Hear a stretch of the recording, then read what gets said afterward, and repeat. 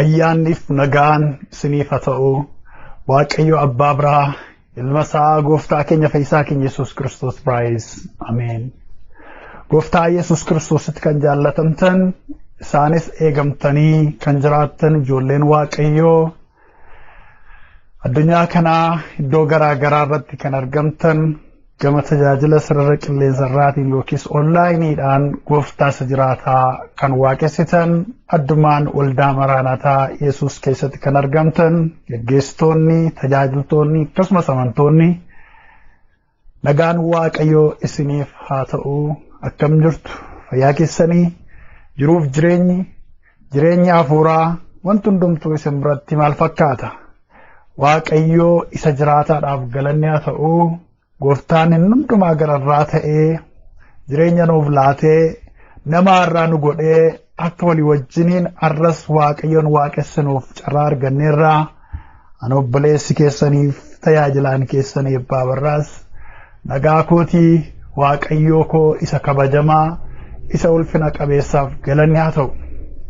Egaan waaqayyoo keenyatti guddaa gammannaa gooftaan keenya nu gargaaree yeroo garaa garaatti barumsa mata duree garaa garaa walii wajjiniin barachaa jirra. Mootummaa waaqayyootii fi wal qopheessaa jirra. Yeroo dhiyoo asitti barumsa mata duree waaqayyoon sodaachuu jedhu walii wajjiniin barachaa turreerra. Sanas kutaa 3 irra geenyee jirra. Har'a immoo kutaa 4ffaa walii wajjiniin baranna. Waaqayyoonni sodaatamaa inni kabajamaan teessoo isaa irratti ulfaatu.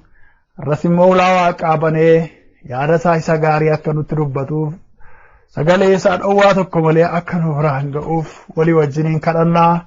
Dhugumaan hafuura keessan qalbii keessan banuudhaan kadhannaa kanaan waliin kadhadha. Waaqa hundumaan olitti bara baraan jabaa taate mootii keenya maqaa keessa dinqisiisaa ulfina qabeessaaf galata qabna. Maqaa gooftaa keenya fi isaa keenya Yesuus Kiristoos olaafaa iskaa keenya ta'eetiin galanni siif haa ta'u. Nu dabarsiteettaa, nu ceesifteettaa, nu qaxxaamursiteettaa, kiyyoo du'aa, kiyyoo diinaa hundumaarraa nu hambisteettaa. Maqaan kee inni kabajamaan inni ulfina qabeessi nurratti guddaa ta'eera. Maqaa gooftaa keenya Yesuus Kiristoosiin daddabalee ammallee galanni siif haa ta'u. Waaqayyo gaarummaa kee keessatti eegamnee jirra. Kiyyoon diinaa dhabamee miti. Lolli diinaa dhabamee miti. Badii keenya, kufaatii keenya, caba keenya, hirrina keenya kan eegu, kan abjuutu, kan uummatu dhabamee miti. Garuu diinonni utuma jiranii diinota gidduutti jireenya irraa hafaa, jireenya nagaa qabu, jireenya boqonnaa qabu nuuf laatte. Waaqayyoo bakka bineensonni wacanitti Yaaqoobiin Israa'eliin hin golboobee jedhamee akka caafamee jiru. Gaafa garbichi kee Yaaqoobii bakka bineensonni wacanii caakkaa keessa bosona keessa bule sana harki kee inni gaariin isaa wajjin ture waaqa banamaa ilaalaa bule. Samii waaqa banamaa argaa bule. Ergamoonni Waaqayyoodhaa gadi bu'anii kan ol ba'an maslaalii samii waaqaa tuqu ilaalaa bule. Bakki isaa garuu bakka mijaa'aan turre. Bakka bineensonni wacan, bakka wanti nama nyaatu amummatu ture. Mangaagaa diinaa gidduutti waaqa banamaa namaaf laattaa. Garbicha kee Daani'eliin boolla leencaa keessatti eegumsa isaaf goote. Garboota kee warra kaan ibidda boba'aa keessatti eegumsa kee isaaniif taasifte. Diinonni dhabamuudhaan miti ati kan nama eegdu. Diinonni utuma jiranii nama eeguu danda'u kee agarsiifta. Maqaa gooftaa maqaa Yesuusiin galanni safarameen dhumne siif haa ta'u. Waa'ee koofis ta'e waa'ee saba keetiif galanni siif haa ta'u. Waa'ee mana kootiif waa'ee maatii dhaloota sagalee kana dhaga'aa jiruuf galanni siif haa ta'u. Gaarummaa keessa dubbatamee hin dhumneef maqaan kee bara baraan haa kabajamu. Fuula kee dura dhufneerra. Sirraa barachuuf dhufne. Seenaa nama foonii tokko odeessuudhaaf miti. Yeroo kana laannee kan jirru waa'ee kee waa'ee Waaqayyoo dubbachuudhaaf jirna. Kan ati Waaqayyoon cubbuudhaan wajjin walii waan hin galleefi cubbuun tokko keenya irra jiru dhiiga Yesuusiin nurraa gadi haa urgufamu. Raawwatee cubbuun jireenya keenya irra taa'uu hin danda'ini. Ati Waaqayyoon keenya samii waaqaa amma nurratti banuudhaaniif afaan kee nutti dubbadhu. Nun afaanni kee nuu gala. Afaanni biyya lafaa nutti bitaachaa. Afaanni seexanaa nuuf hin galu. Kan foonii nuuf hin galu nu miidha. Yaanni kee, afaanni kee, dubbiin kee, dubbiin Waaqayyo garuu nuuf jireenya. Nutti tola, nuuf ta'a, nuuf gala. Maqaa gooftaa maqaa Yesuusiin itti samii waaqaa kana banuudhaani. Yaada kee yaada Waaqayyo, sagalee kee sagalee Waaqayyo nutti dubbadhu. Nus warra sirraa baratanii ittiin jireenya argatan akka taanuufi Waaqa keessaa humna nuuf kenni. Hojii dukkanaa, hojii diiyaabiloos, afura maccaameenyaa hundumaa irree keessa jabaadhaan ittiin buuna raawwatanii akkaataa nu dhaabatanii nu loluu hin dandeenyetti bara baraan haa kufani. Wajjin jiraachuu kee mul'isi. Gaarummaa kee agarsiisi. Nu dura bu'uu kee agarsiisi. Maqaa gooftaa maqaa Yesuusiin ameen. Galanni Waaqayyoof haa ta'u. Mata duree walii wajjin ilaalaa turre Waaqayyoon sodaachuu jedha. Waaqayyoon sodaachuu ibsa gabaabaadhaan edda ilaalle booddee sagalee Waaqayyoo keessaa Waaqayyoon akkamittiin akka sodaatamu walii wajjin ilaalaa turreerra. Waaqayyoo akkamittiin sodaatama kan jedhu qabxiin tokkoonsaa yaada gurguddaa kan of jalaa qabu walii wajjin ilaalaa turreerra. Kanaaf arrammoo ibsa Waaqayyoon sodaachuu jedhutti deebinee walii wajjin ilaaluu itti fufna. Waaqayyoon sodaachuun maalinni? Yeroo Waaqayyoon sodaachuu jennu Waaqayyoon sodaachuu macaafni qulqulluun akkamittiin ibsee jira? Maal jedhee waama? Namni tokko Waaqayyoon sodaachuusaa macaafni qulqulluun akkamittiin nuuf addeessee jira? Waan jedhu walii wajjin ilaalla. Kanaaf gabaabsitanii yaada isaa hordofuudhaaf Waaqayyoon sodaachuun maali kan jedhu bifa gaaffiitiin kaasaa. Deebii isaa immoo walii wajjin ilaalla. ka gooftaan ayyaana nuu baay'isetti qabxii afuras jalatti ilaalla kanaarra ilaaluudhaaf yaalla. Waaqayyoon sodaachuun inni jalqabarra jiru maali isa jedhuufi jalqabaa ogummaati. Waaqayyoon sodaachuun maalidha? Jalqabaa bu'uura hundee maaliiti? Hundee ogummaati. Bu'uura beekumsa hundumaati. Bu'uura ogummaa hundumaati Waaqayyoon sodaachuun jechuudha. Namni Waaqayyoodhaa ogeessichi Solomoon Waaqayyoon kadhannaa kadhateen kan inni booji'e kan inni boojuu guure badhaadhummaa beekumsaa fi ogummaatiin kan soorome namni ogummaadhaan kan isa fakkaatu bara sana keessatti addunyaa kanarraati hin argamne kuni waa'ee Waaqayyoon sodaachuu macaafa fakkeenyaa boqonnaa 1:7 irratti akkas jedhee jira. Waaqayyoon sodaachuun jalqaba ogummaati. Gowwoonni garuu ogummaa fi barsiisa hin tuffatu jedha. Waaqayyoon sodaachuun, Waaqayyoon safeeffachuun, Waaqayyoon buluun maalidha? Jalqaba ogummaati jedheetu dubbata. Nama kanaa duwwaa miti waa'ee kanaa kan dubbate jalqaba ogummaa, jalqabni ogummaa Waaqayyoon sodaachuu akka ta'e namoonni Waaqayyoo qulqulloonni darban hedduu isaanii itti walii galaniiru. Macaafa Faarfannaa 111 lakkoofsa 10 irra deemnee yoo ilaallese dubbii kana fakkaatu argina. Akkana jedha, Waaqayyoon sodaachuun jalqaba ogummaati. Warri isa duukaa bu'anii hojjetanii hubannaa gaarii qabu. Waaqayyoon jajachuunis yeroo hundumaaf jabaatee dhaabbata jedha. Kanaaf macaafa Faarfannaa keessattis Daawit faan akkuma Solomoon isaan booddee dhufee dubbate Waaqayyoon sodaachuun jalqaba ogummaa ta'uusaa mirkaneessaniiru. Ammas gara duraatti as dhufnee olaalle bara umuriidhaan bara nama Waaqayyo Abrahaam faa wajjiniin walitti dhiyaate yookiis tokko kan ta'e Iyyoobi macaafa Iyyoob boqonnaa 28 lakkoofsa 27 fi 28 gubbaa irratti sagalee kana fakkaatu haala gaariidhaan ibsee jira. Isas deemnee dubbifanna. Akkana jedha maqaa Gooftaa maqaa Yesuusin nan dubbisa.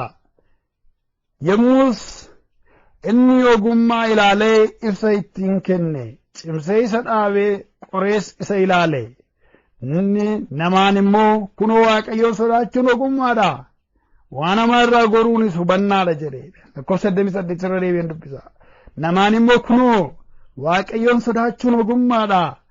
Waan namaa irraa goruunis hubannaadha jedheedha. Galanni Waaqayyoof haa ta'u. Waaqayyoon sodaachuun maali jedha namni Waaqayyoodhaa Iyyoobi? Ogummaadha. Saamaa irraa goruunis immoo maal jedha? Hubannaadha jedheetu dhugaa baha jechuudha. Kanaaf sagalee Waaqayyoo keessatti iddoo hedduu kutaa hedduu keessatti maalummaa Waaqayyoon sodaachuudha sagalee Waaqayyoodhaa ibsee jira. Namni nuyi jalqaba fakkeenya isaa fudhanne Solomoon macaafa fakkeenyaa boqonnaa 15 lakkoofsa 33 irratti irra deebi'ee akkas jedhee jira. Waaqayyoon sodaachuun barsiisa ogummaati. Ulfina dura gad of deebisuutu jira jedha. Galanni Waaqayyoof haa ta'u. Waaqayyoon sodaachuun maalidha jedha? Barsiisa ogummaati jedha. Ulfina dura immoo gad of deebisuutu jira jedha. Kanaaf egaa namoonni gurguddoon macaafa qulqulluu keessatti fakkeenya namootaaf ta'an, moodelii namootaaf ta'an Iyyoobiin, Daawitiin akkasumas Solomoonii yoo ilaalle waa'ee Waaqayyoon sodaachuu yeroo ibsanii akkuma dhimma gadi bu'aa tokkotti miti karaa isaan lafa kaa'an. Karaa ogummaa keessaa ogummaa isa jalqabaa akka ta'e, ogummaa keessaa ogummaa isa guddaa akka ta'e, dubbiin achitti akka hafe, icciti gurguddaan Waaqayyoon sodaachuu keessaa akka inni dhokfamee jiru itti walii galanii ka'an. Namoonni Waaqayyoo kun jechuudha.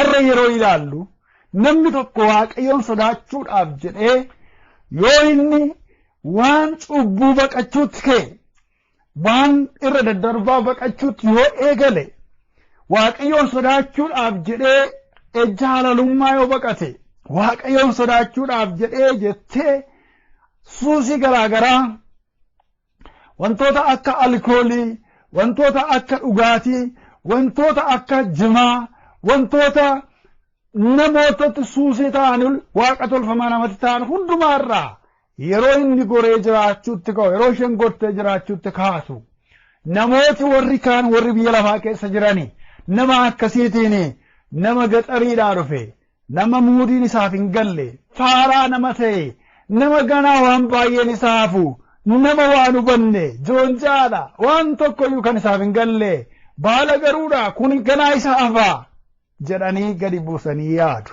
Warri kam? Warri amalicha keessa jiran. Garuu sagalee waaqayyoo waa'ee san kanaa akka isaan gowwummaa keessa jiran waaqayyoon sodaachuun garuu ogummaa isa jalqabaa akka inni ta'e haala gaarii ta'een lafa nuuf kaa'a jechuudha. Kanaaf waaqayyoon sodaachuun maali isa jedhuufi jalqabaa ogummaati jechuudha. Galanni waaqayyoo keenyaaf haa ta'u. Jalqabni ogummaadhaa waaqayyoon sodaachuudha jechuudha. Ammas waaqayyoon sodaachuun maali isa jedhuuf lammaffaa immoo waaqayyoon sodaachuun yaada qullaadha. Waaqayyoon sodaachuun maali yeroo jedhamu waaqayyoon sodaachuun yaada qullaadha. Galanni waaqayyoo keenyaaf haa ta'u. Jalqaba ogummaati jenneerra macaafa faarfannaa 19:9 immoo deemnee yoo dubbifanne sagalee waaqayyoo waan jedhu argina. Waaqayyoon sodaachuun macaafa faarfannaa 19:9 akkana jedha. Maqaa gooftaa keenya maqaa Yesuusiin nan dubbisa. Waaqayyoon sodaachuun yaada qullaadha. Bara baraan jabaatee hin dhaabata. Akka namni ittiin geggeeffamuufi wanti waaqayyoo kennu dhugaadha. Guutummaan isaas qajeelaadha. Galanni waaqayyoof haa ta'u. Maal jedha? Waaqayyoon sodaachuun yaada qullaadha jedha. Waaqayyoon sodaachuun maali jedha? Mata duree xiqqaan warraa ilaalaa jirru. Maalummaa waaqayyoon sodaachuu ibsaa jira. Waaqayyoon sodaachuun yaada qullaadha jedha. Dubbii ijoon tokko immoo addana jira. Namni fakkeessee waan waaqayyoon sodaatu ta'ee mul'achuu danda'a. Yeroo namootatti dhiyaatu nama duratti nama waaqayyoon sodaatu fakkaatee dhiyaachuu danda'a namni. Ijoollonni tokko tokko maatii isaanii biratti amala kan qaban, gadi gugguufanii nagaa kan nama gaafatan, jecha hamaan afaan isaanii keessaa kan hin baane, abbaan isaanii mucaan koo adduma jedhee kan yaadu, intalli koo ajaa'ibsiiftuudhuma mucaa gaariidha jedhee kan yaadu, haata akka itti kan yaaddu. Garuu immoo diidatti yeroo ba'an hiriyoota isaanii biratti garuu amala jibbisiisaa, amala namni tilmaamuu hin dandeenye keessa galanii kan argaman hedduutu jira. Namoonni waldaa kiristiyaanaa keessatti waa'ee qulqullummaa lallabuudhaan, waa'ee waaqayyoon sodaachuu lallabuudhaan, waa'ee qajeelummaa lallabuudhaan, waa'ee amala gaarii lallabuudhaan, waa'ee adeemsa gaarii lallabuudhaan, waa'ee jireenya gaarii lallabuudhaan ajab nama waaqayyoo jedhamanii ilaalaman. Haa ta'u malee bakka namni isaan hin agarre, bakka haalli isaan dhoksu gaafa ga'an garuu faallaa isa lallaban sanaa kan jiraatan, faallaa isa dubbatan sanaa kan jiraatani hedduutu jira, hedduutu argamasi. Egaa isaan kun akka namoonni arganiif akka alaa mul'atutti waaqayyoon warra sodaatanidha. Akka waaqayyoon isaan beekutti garuu warra waaqayyoon hin sodaanne, warra waaqayyoon hin safeeffannedha. Egaa waaqayyoon warri sodaatan warra kami? Waaqayyoon sodaachuun yaada qullaadha. Wanta yaada qullaadhaan jiraachuudha. Adeemsi qulqullaa jiraachuu yaadarraa kaa jechuudha. Yaadarraa lapheerraa kaaseetu jechuudha. Yaadni isaa jechuudha. Positive thinking irraa kaa jechuudha. Wanta qajeelaa yaada qulqullaasa garaa namaa keessa jirurraa kaa jechuudha. Isa namni baay'een hin argine. Isa namni baay'een dubbachuu hin dandeenye. Isa namni baay'een siilee fakkii isaa namatti agarsiisuu hin dandeenye. yaada qullaa jechuudha. Waa'ee namootaa yaada qullaa qabaachuu, waa'ee waldaa kiristiyaanaa yaada qullaa qabaachuu, waa'ee Waaqayyoo yaada qullaa qabaachuu, waa'ee hiriyummaa, waa'ee hawaasummaa yaada qullaa qabaachuudha jechuudha. Waaqayyoon sodaachuun maalidha? Yaada qullaadha jedheetu dubbata. Yaada mudaa hin qabne, yaada haxxummaa hin qabne, yaada xaxaa wayii hin qabne, yaada dhokataa hin taane, yaada micciiramaa hin taane, yaada qajeelaa, yaada qullaadha jedha. Kanaaf Waaqayyoon sodaachuun maalidha kan jedhu ilaalaa irraa inni lammaffaanii yaada qullaadha jechuudha. Inni kan biraan Waaqayyoon sodaachuun maali isa jedhuufi abdii namootaati. Galanni Waaqayyoof haa ta'u. Macaafa Iyyoob boqonnaa 4 lakkoofsa 6 akkasumas boqonnaa 2 lakkoofsa 9 macaafa Iyyoob boqonnaa 4 lakkoofsa 6 sagalee Waaqayyoo waa'ee maalii dubbata? Waaqayyoon sodaachuun abdii namootaati. Akkas jedha macaafa Iyyoob boqonnaa 4 lakkoofsa 6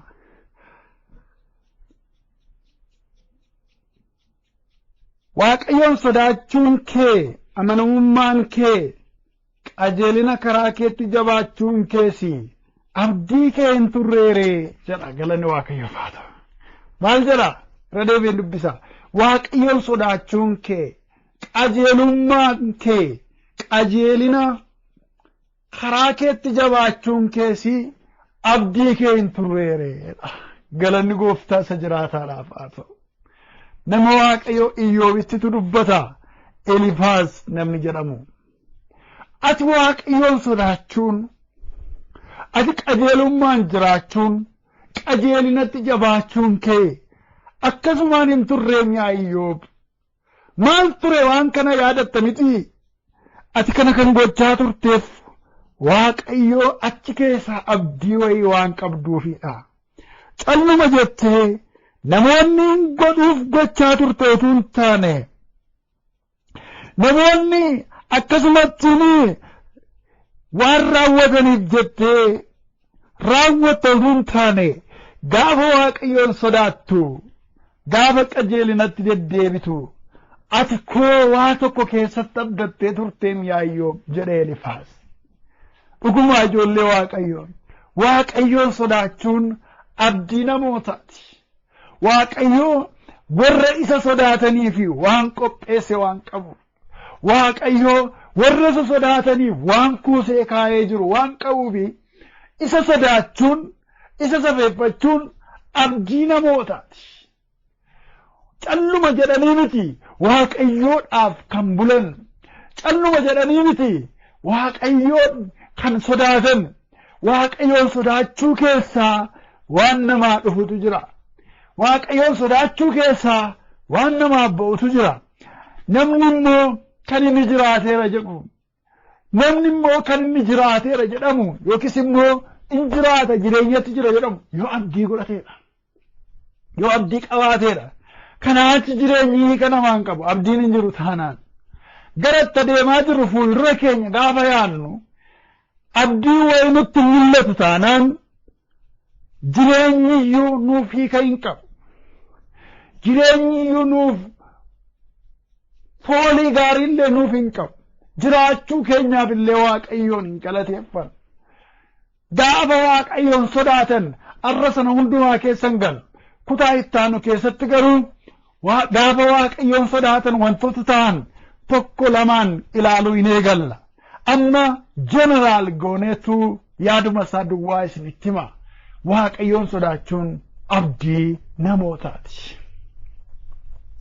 Waaqayyoon keenya warra isa sodaatanii fi warra isaaf bulanii fi warra isaaf jedhanii jallinarraa goranii fi warra isaaf jedhanii waan cubbuu ta'e lagatanii fi wanti inni qopheessee jiru jira.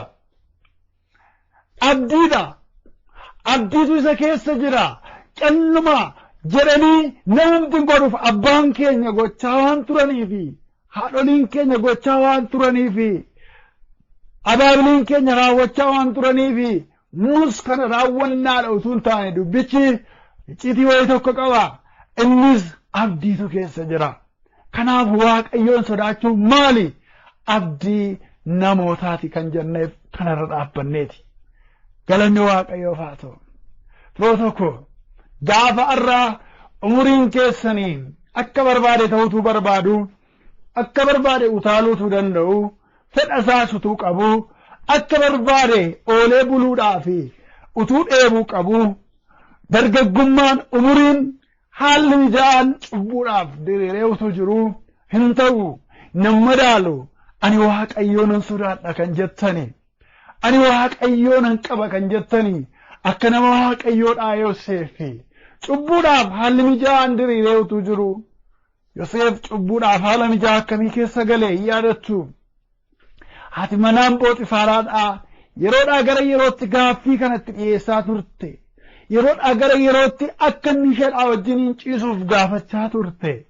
Haa ta'u malee inni tole ishee jechuudhaafis ishee biratti argamuudhaafis ayyamamee hin beekuudha caaffanni qulqullaa'an. Gaaf tokko garuu cubbuudhaaf haalatu baay'ee mijaa'e. Haala akkamii? Namni hundumtu mana keessa yeroo hin jirre. Inni ishee duwwaan yeroo itti mana keessa jiranitti qobaatti isaa argattee kunoo arra namni hin jiru, arra namni nun argu, kottu anaa wajjiniin ciisi jettee yeroo shanaffeerraa cubbuu isaaf goote. Yeroon suni yeroo haala mijaa'aa ture fooniif, cubbuudhaaf haala mijaa'aa ture. Waan sababeeffatu, waan sodaatu natti dhufanii abalubaan na argaa, geggeessotatu na argaa, waa'een koo kun bakkee ba'uu danda'a, icciitiin kun baramuu danda'a jedhee haala inni hin yaaddomnetu uumame. Haa ta'u malee akkana jedhe, lakkii kutaawwan darban keessattis tuquuf yaalleerra, lakkii dhuguma namni hin jiru, dhuguma ollaan hin jiru, dhuguma hiriyoonni hin jiranii, dhuguma geggeessitoonni hin jiranii. Maatiin abbaa kootii biyya Israa'elitti hafanii ani biyya kanatti orma akkan barbaade yoon ta'e namni quba natti qabu hin jiru. Ilaa gurbaa isa biyya sanaa dhufee biyya kanatti akkas ta'e jedhee eessumi koo durbiin koo adaadaan koo fagootti achitti na argee waa'ee koo hin qaana'u. Yoom du'ees yoon jiraadhes namni quba na qabu hin jiru. Bakka akkan barbaade nan ta'a jechuu hin danda'a ture. Haa ta'u malee waa tokko jira. Waaqayyoon akkamittiin ayyakka. Abbaan manaan kee siin of biratti hambifate, qabeenya hundumaa garuu anatti laate, ati natti hin laatamne. Waaqayyoon immoo akkamittiin cubbaan mana ga'u yakka jechuudhaan haala cubbuudhaaf isaan mijate sana itti ofitti hammeesse keessaa ba'e, uffata isaa harka ishee keessatti dhiisee, booddee ragaa ta'e kan inni ittiin kasasamu harka ishee keessatti dhiiseetu utaalee jalaa baqatee bahe.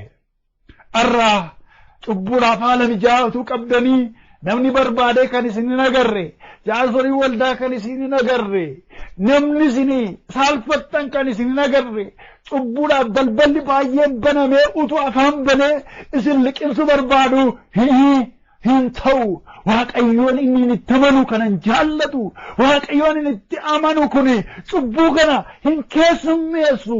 Ani nama Waaqayyooti, ani kiristiyaana, ani mucaa Waaqayyooti, kanarraa adda ba'eera, eenyummaan koo kanaaf du'eera, ani uumama haaraadha jettanii diddanii darbuun keessanii kisaaraadhaan miti ijoollee Waaqayyoo.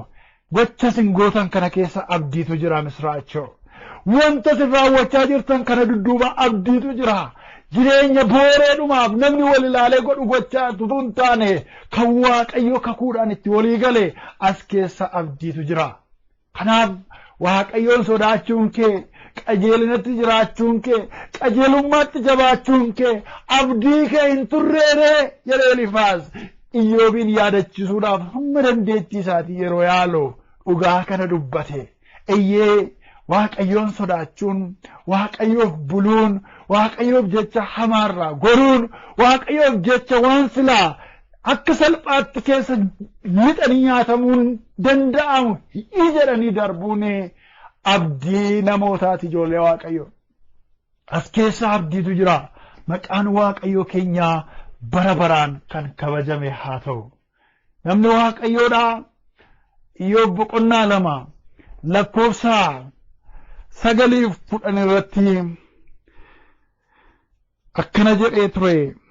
haati manaa isaa immoo ati hammayyuu qajeelummaa keetti qabamtee jirtaa Waaqayyoon arrabsiidhu jetteeniin lakkoofsa 10 irratti immoo Iyyoob garuu isheedhaan ati akkuma dubartii gowwaan dubbattutti dubbattaa wanta gaarii yoo Waaqayyo harkaa hin fudhannaa wanta hamaas immoo hin fudhannu ree jedhe kana hundumaa keessaan Iyyoob waa dubbatee hin yakkineedha.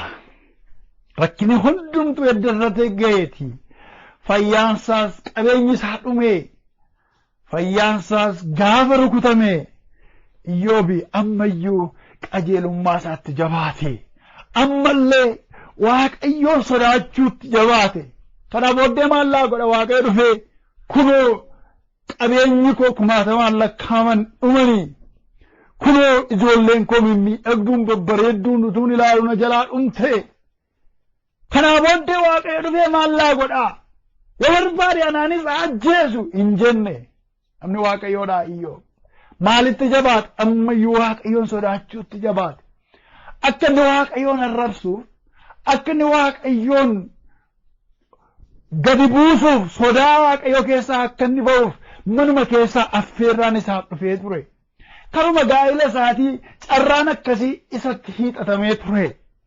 Waaqayyo kana arrabsiidui kana caalaa maaltu si hafe kana caalaa maal eegaa jirta kunoo argaa jirraati waan ta'aa jiru tarii yoo duute si wayyaa rakkina kana hundumaa keessatti gadadamuu mannaati du'aan keessaa ba'u sirra jira jette hammuma isheedhaa gale hammuma yaaddu gorsite namni yeroo tokko maatii isaanii keessaa namni jalaa dhukkubsatee yaaliirra yeroo dheeraa ture namni akka namaa ka'ee mana bobbaa mana fincaanii dhaqee deebi'uu gaafa dadhabu siree irratti waan hundumaa yeroo gargaaranii as galagalchanii achi galagalchanii yeroo dhiqanii yaalanii gaafa dadhabanii maal ta'a Waaqayyo utuu ofitti fudhatee jechuutti ka'u utuu Waaqayyo waamee jechuutti ka'u maatii isaanii firootuma isaanii hamma danda'an garuu duukaa rakkatu. Haati manaa Iyyoobis waan kana hundumaatu ishee mudateeti. Iyyoobi qabeenya isaa kan dhabeerratti dhanni isaa ciccitee dhanni isaa madaa'e dhanni isaa raamma'e qiraacii fudhatee dhanna isaa soobuutti ka'e kana hundumaatu jireenya ishee keessatti gaaffii gaafa uumee jedhu maal barbaachisa amma Waaqayyoon sodaachuun kuni maal barbaachisa amma Waaqayyoon koo ammayyuu sirriidha jechuun kuni amman gaa bakka dubbiin kun raawwatu yoos duutaati arrabsi Waaqa kana jette lafaa kaatee hatamma duugo akka dubartii gowwaatti dubbattaati tinjere akka dubartii gowwaatti dubbatta waan gaarii baay'ee harka isaa keessa fudhachaa turre miti amma moosa kana fudhachuun nu wayyuure maal godhe Waaqayyoon sodaachuusaa jabaate Waaqayyoon sodaachuusaatti jabaate maaliif abdii isaati waan ta'eef Waaqayyoon sodaachuun isaa kana keessaa abdii dhufaa jirutu dhufa abdii dhufaa jiru tokkotu dudduuba jira waan ta'eef Waaqayyoon sodaachuu isaa itti fufe ijoollee Waaqayyoo gatiin koo kaffalamuu dide inni Waaqayyoo irraa barbaadu akkam barbaadutti raawwatamuu dide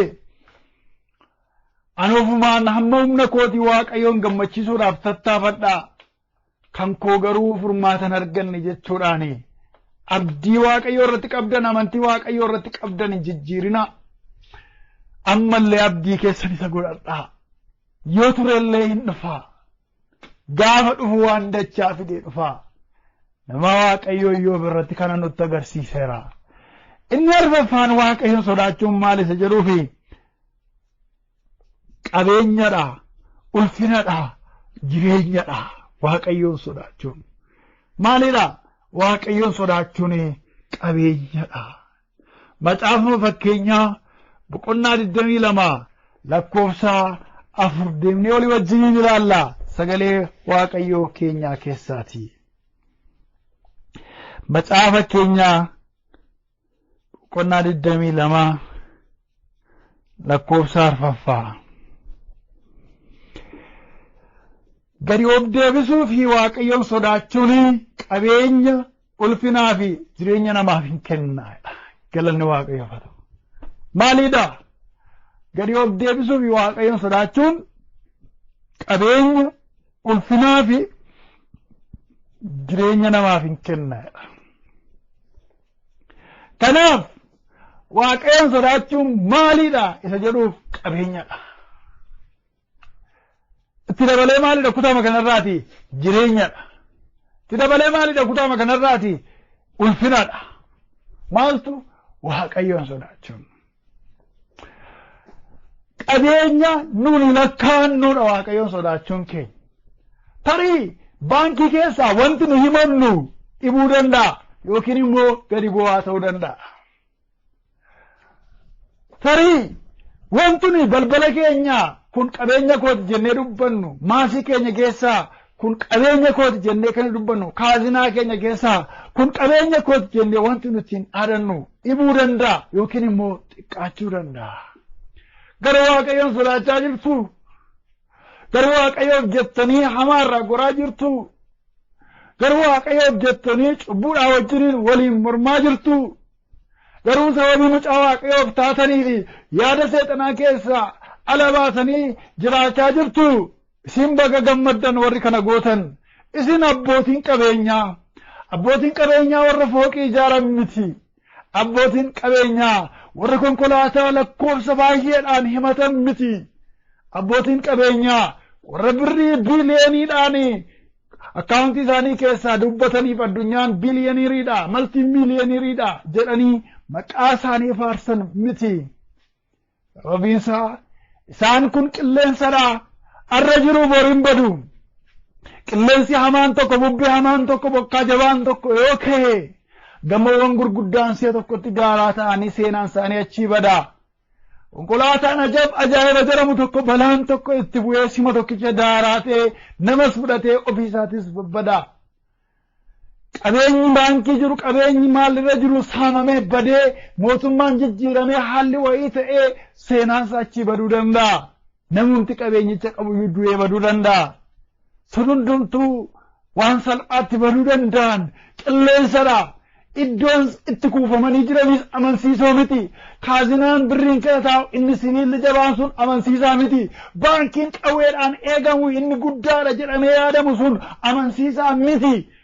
Biyyi lafaa kana irratti qabeenya amansiisaan hin jiru. Bada hundumtuu irraanfatama. Haa ta'u malee Waaqayyoon sodaachuun qabeenyadha. Qabeenyadha. Namni Waaqayyoon sodaatu qabeenya kuufachaa jira. Waaqayyoon fuulduratti arra addunyaa kana keessa kaffalee kan ittiin jiraatu doolaarii isaa gara birriitti jijjiiree yuuroo isaa gara birriitti jijjiiree paawundi isaa gara maaliitti jijjiiree kan inni lakkaa'aa ittiin jiraatu Waaqayyoon sodaachuun qabeenya ijoollee Waaqayyooti.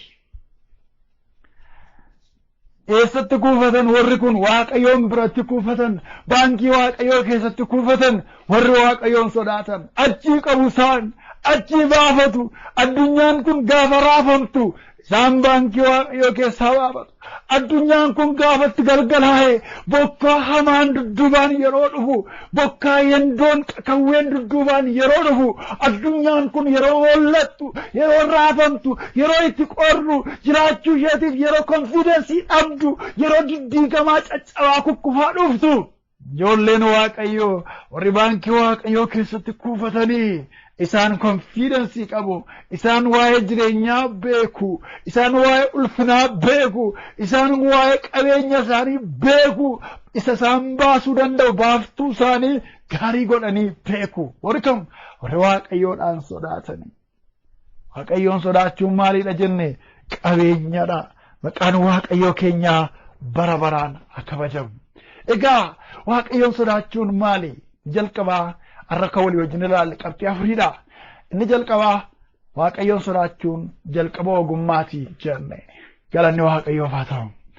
Inni lammaffaan Waaqayyoon sodaachuun maalidha?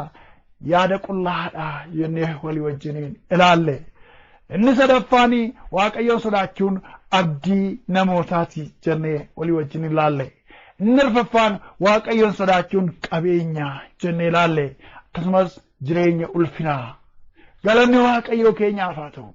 Egaa Waaqayyoon sodaachuun keenya waan gadi bu'aa miti, waan rakasa miti, waan xiqqaa miti dubbii wallaalotaa, dubbii hiyyeessotaa, dubbii namoota hin barannee utuu hin taane icciitii gurguddaa akka ta'e beeknee Waaqayyoon sodaachuudhaan isaaf amanamuudhaan hammeenya irraa goraa isaa wajjin akka jiraannuuf abbaan keenya nu haa gargaaru. Ameen.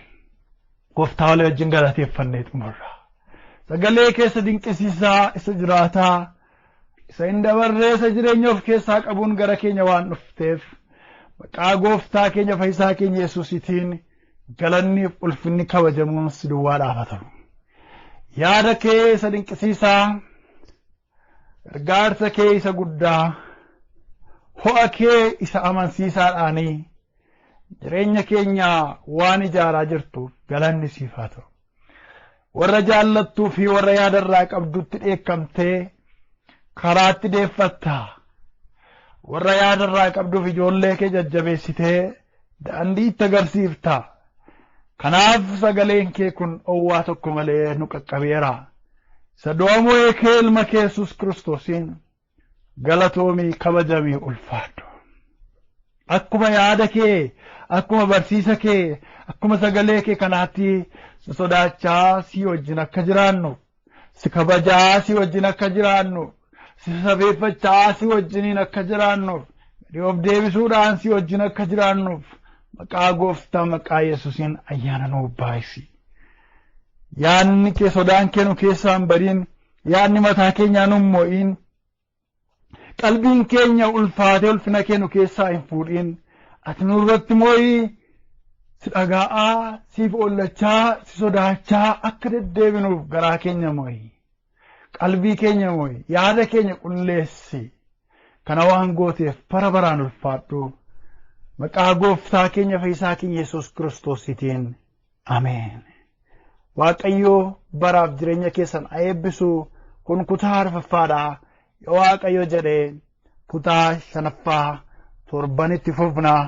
Waaqayyo ayyaana isaatiin nu haa geggeessu. Akkuma yeroo kan biraa gootan sagalee Waaqayyoo kanaa namoota kan biroodhaaf qooduu hin dagatinaa. Akkasumas karaa yuutuubii waldaa Maraanaataa Yesuus waan tamsa'aa jiruu fi ilaaluudhaan dhaloota biraan ga'uu hin dagatinaa. Waaqayyoon isin wajjin haa ta'u.